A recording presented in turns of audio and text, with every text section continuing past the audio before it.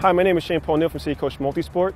I'm here to discuss how weather impacts sprinting. Outside of the typical, rain or adverse conditions, in which case you would obviously be slower, what you'll tend to find with sprinting and weather is actually where you are regionally.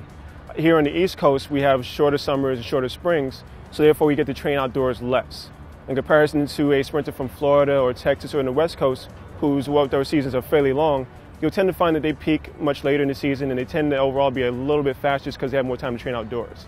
The majority, again, of East Coast seasons will be indoors, so it'll be a lot of 60s, 200-meter runs, 500-meter runs, 400-meter runs, but more indoors.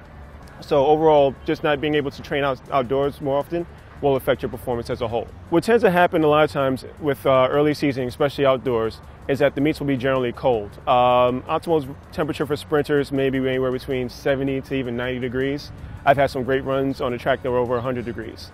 Cold weather tends to affect sprinters more, just in terms of muscle tightness and the amount of clothing that you'll wear. Generally speaking, a sprinter will wear a unitard, very lightweight clothing, but I've been to meets where guys have actually sprinted in their warm-ups. Overall, it will affect your performance, it will slow you down, just because, again, you're carrying more clothing than you're used to.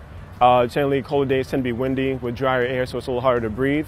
So those are things that you'll run into early season with adverse weather. In terms of just rain or things of that nature, it's, again, tends to be more about wind than anything else. The thing to always remember is if it's affecting you, it's affecting the person next to you, so don't worry about it, just run. And that's how weather affects performance.